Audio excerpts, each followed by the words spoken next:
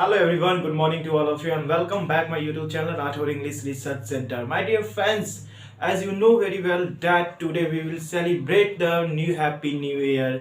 My dear friends, आज हम लोग आप लोगों को नव वर्ष की हार्दिक हार्दिक शुभकामनाएं करते हैं और कहते हैं कि चांदनी चांद से होती है, चांदनी चांद से होती है सितारों से नहीं, चांदनी चांद से होते हैं सितारों से नहीं। हमेशा खुश रहो मेरे दोस्त, दुआ है हमारी, दुआ है हमारी। आप सभी लोगों को नव वर्ष की हार्दिक हार्दिक शुभकामनाएं। आज इसी के साथ हम लोग स्ट्रक्चर की क्लास के 3 नंबर क्लास करने जा रहे हैं। आज स्ट्रक्चर की 3 नंबर क्लास में हम लोग देखेंगे कि प्रेजेंट में, जैसा कि हमने बताए थे कि प्रेजेंट में जब किसी के होना, बनना, रहना, ठहरना, चलना के सेंस में किसी की कंडीशन, सिचुएशन, पोजीशन और स्टेट बताना हो तो हम subject plus is, am, are plus noun, pronoun, adjective, verb का प्रयोग करते थे। जब उसी बात को हमको पास्ट में बताना था तो हम उसी बात को हम लिखते थे कि स्ट्रक्चर लिखते थे कि subject plus was, verb plus noun, pronoun, adjective and verb. और उसी बात को जब हमको फ्यूचर में बताना होगा तो तब उस बताना होगा तब कंडीशन, सिचुएशन, पोजीशन और स्टेट, तब किसी व्यक्ति वस्तु के पोजीशन, कंडीशन और स्टेट बताना हो तब हम इस स्ट्रक्चर का प्रयोग करेंगे। Subject plus shall, will plus be, noun, pronoun, adjective and verb. यह स्ट्रक्चर बताएगा कि किसी व्यक्ति या वस्तु के फ्यूचर में जो कंडीशन होगा, पोजीशन होगा, स्टेट होगा, उसी को बताने के लिए स्ट्रक्चर का प्रयोग करेंगे। आपको ध्यान रखने की जरूरत है कि सेल का प्रयोग आई के साथ होगा और वी के साथ होगा, और विल का प्रयोग जो है वो प्लूरल नाउन या कोई थर्ड पर्सन या सेकंड पर्सन के साथ होगा। जैसे दे, यू, ही, सी, कोई नाम होगा,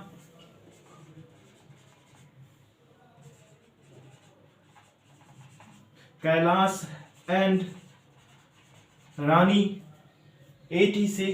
इस तरह के नाउन के साथ हम दे का प्रयोग करते हैं, विल का प्रयोग करेंगे, नहीं तो आई, वी के साथ सेल का प्रयोग। लेकिन आपको नोट में ध्यान रखने की जरूरत है कि हमारे स्पोकन इंग्लिश में सेल का प्रयोग बहुत कम होता है, और सिंगुलर हो या प्लूरल हो, आई हो, वी हो, दे हो, सभी के साथ हमें विल का प्रयोग करना पड़ेगा। ये मॉडर्न इंग्लिश में यही सुटेबल है, और इसी को अच्छी तरह से याद करें, और इसी को याद करके और उसको प्रैक्टिस करके अपने टर्न पे लाने की कोशिश करें, ताकि जब आप कभी सेंटेंस को क्रिएट करें माइंड में तभी आपको सेंटेंस स्ट्रक्चर याद करने की जरूरत ना पड़े, एकदम सेंटेंस के थ्रू ही आप स्ट्रक्चर पर चले जाएं। इस तरह आपको प्रैक्टिस करके लाना है। तो आपको समझ में आया हो गया होगा कि सेल का प्रयोग किसके साथ और विल का प्रयोग किसके साथ। जैसे में हम एक एग्जांपल लेते हैं, जैसे हम किसी व्यक्ति के होने के बारे में बताते हैं तो बोलता है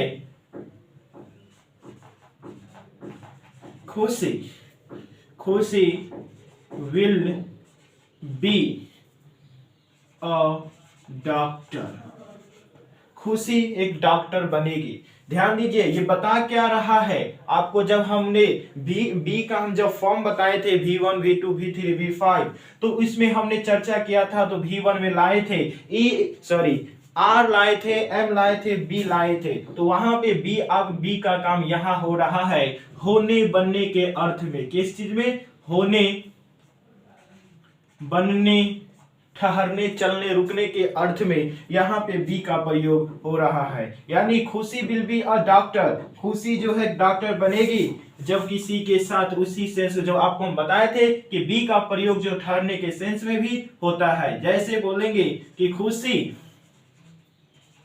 विल बी हेयर, खुशी जो है यहाँ ठहरेगी, उसी के साथ किसी के साथ चलने के अर्थ में भी हम बताए थे किसका प्रयोग होगा। तो बताए थे कि Kailash will be with you, Kailash आपके साथ जाएगा या ठहरेगा, इस सारी सेंस में हम बी का प्रयोग करते हैं। तो आई होप दैट कि आपको ये समझ में आ गए होंगे। उसी तरह मैं तुम्हारे साथ जाऊंगा तो आई शैल बी विथ यू, तो इस तरह हम इसका प्रयोग करते हैं। आई के साथ जब आप स्पोकन करें तो आई के साथ विल का ही प्रयोग करें। एक अच्छा सेंटेंस और अच्छा लगता रहता है जब आप उसको विल के साथ प्रयोग करेंगे। लेकिन जब आप रिटेन करते हैं तो आई के साथ मतलब फर्स्ट पर्सन के साथ हमेशा शैल का ही प्रयोग करें, अन्यथा जहां इच्छा हो वहां शब्द हर एक सब्जेक्ट के साथ विल का प्रयोग करें, कोई दिक्कत नहीं। लेकिन जब आप लिखे तो वहां पे सेंटेंस में ध्यान रखें कि सब्जेक्ट के साथ सिंगुलर सब्जेक्ट फर्स्ट पर्सन हो तो उसके साथ हमेशा शैल का ही प्रयोग करें।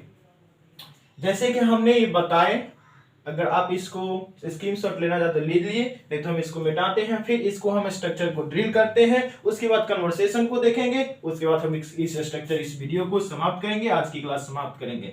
आप लोग स्ट्रक्चर को फोटो लीजिएगा तो फोटो ले लीजिए, स्क्रीनशॉट ले लीजिए।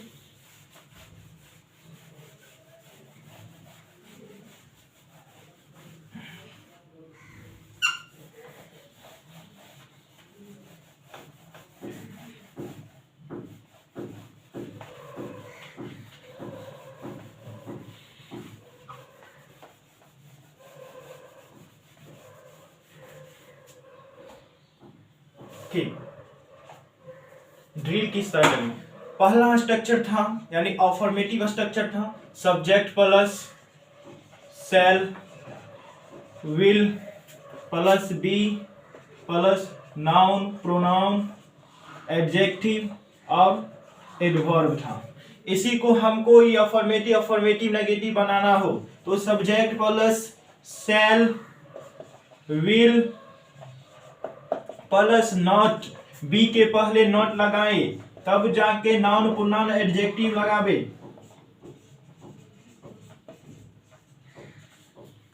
उसके बाद जब इंट्रोगेटिव बनाना हो तो शैल विल को शुरू में लाके रखे, shall will plus subject plus be plus noun pronoun adjective और एडवर्ब, लास्ट में क्वेश्चन मार्क। तो ये फॉर्म हुआ इंट्रोगेटिव का। जब इंट्रोगेटिव नेगेटिव स्ट्रक्चर बनाना हो, जब इंट्रोगेटिव स्ट्रक्चर नेगेटिव स्ट्रक्चर बनाना हो तो शैल को शुरू में ही रहने दे, विल भी रहेगा प्लस सब्जेक्ट प्लस नॉट यहां लगाए, उसके बाद बी का प्रयोग करें, नाउन प्रोनाउन एडजेक्टिव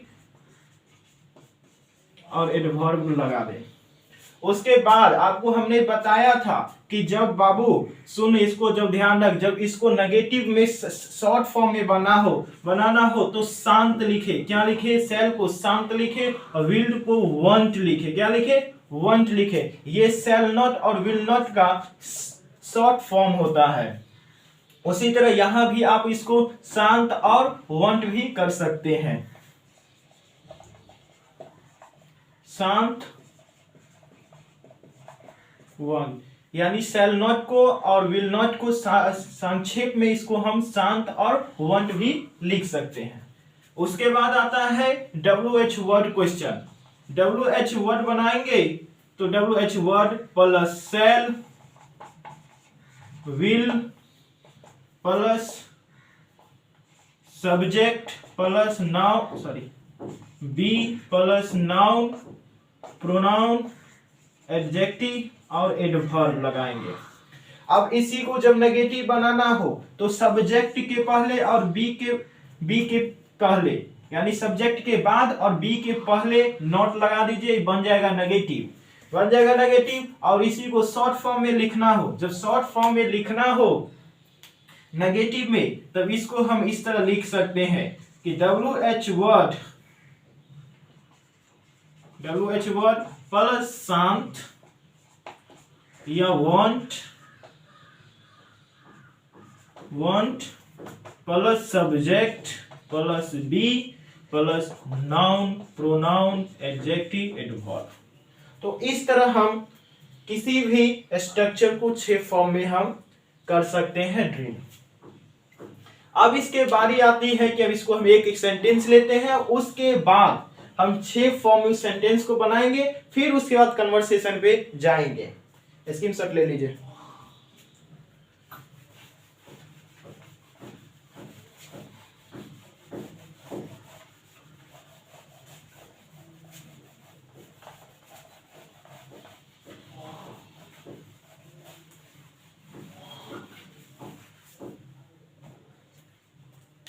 जैसे हम एक सेंटेंस लेते हैं कि मैं यहां हूं, मैं यहां रहूंगा, तो इस तरह के सेंटेंस को जैसे मैं लिखते हूं कि आई सेल बी हेयर, मैं यहां हूं या यहां रहूंगा। तो इसको हमको 6 फॉर्म में बनाना है। तो फर्स्ट फॉर्म हो गया अफर्मेटिव, उसके बाद इसको नेगेटिव बनाना हो तो आई सेल नॉट बी हेयर, मैं यहां रहूंगा। और इसी को हमने बताया कि अगर शॉर्ट फॉर्म में लिखना हो तो आई शांत बी हेयर, हो गया। और इसी को जब इंट्रोगेटिव बनाना हो, क्या बनाना हो, इंट्रोगेटिव तो शांत को या सेल नॉट को शुरू में लाएंगे, सेल प्लस आई, उसके बाद बी, उसके बाद हेयर, हो गया इंट्रोगेटिव। और इंट्रोगेटिव नेगेटिव बनाना हो तो सेल, या इसको सेल नॉट को संक्षेप में सेल शांत कर सकते हैं, SHAN, उसमें एपोस्ट्रोफी देके एटी लगा के, तो उस तरह भी लिख सकते हैं और इस तरह भी लिख सकते हैं।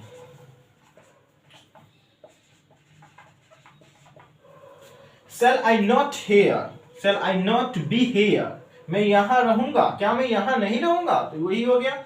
उसके बाद WH वर्ड से बनाना हो, तुम वहां क्यों रहोगे, तो why। जब ध्यान दीजिए, जब किसी से क्वेश्चन का आंसर देते हैं तो आई लगाते हैं, जब किसी से क्वेश्चन पूछते हैं तभी आई के बदले वहां पे यू लगा के क्वेश्चन किया जाता है। तो why will you be here, तुम यहां क्यों रहोगे। उसी के साथ इसका नेगेटिव बनाना हो तो why will you not be here, तुम यहां क्यों नहीं रहोगे।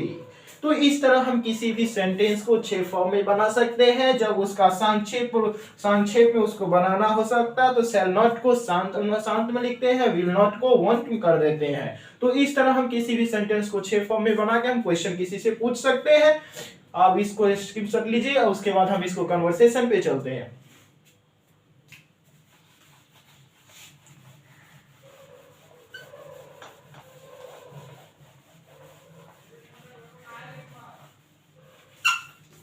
हमने पहला सेंटेंस अभी लिए थे कि तुम यहां रहोगे, तो उसी को हम कन्वर्सेशन बनाते हैं। देखिए कन्वर्सेशन,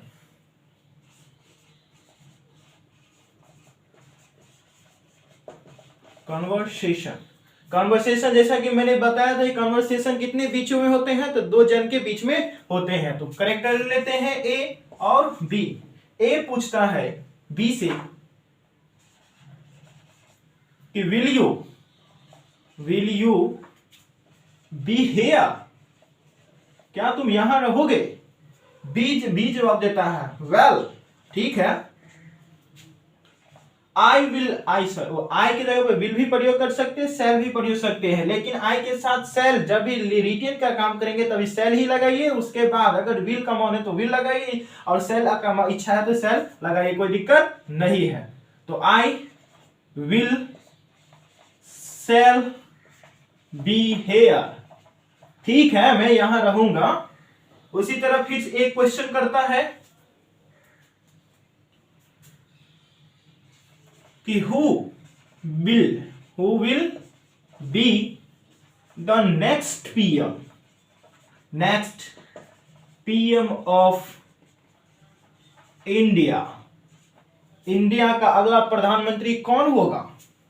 इसको बी जवाब देता है कि आई थिंक, मेरी समझ से, मेरे ख्याल से, मेरे इरादे से Modi will be the next PM of India resume या अगेन भी लिख सकते हैं, कोई दिक्कत नहीं। मेरे ख्याल से कि मोदी ही अगला प्रधानमंत्री फिर से बनेंगे। तो आई होप दैट कि आपको ये आज का कन्वर्सेशन और आज की क्लास भी समझ में अच्छी तरह से आ गए होंगे। और अगर हम तो इसको कन्वर्सेशन में 2 के स्टेप लिए हैं, आप इससे अधिक कन्वर्सेशन बनाइए ताकि आप जब भी डिबेट करने के लिए बैठे तो आपको क्वेश्चन करने में आसानी हो और क्वेश्चन करने वक्त आप फंसे नहीं।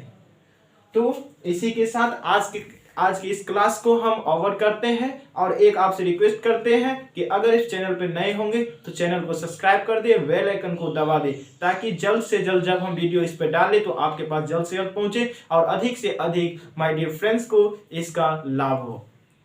Thank you. जय हिंद।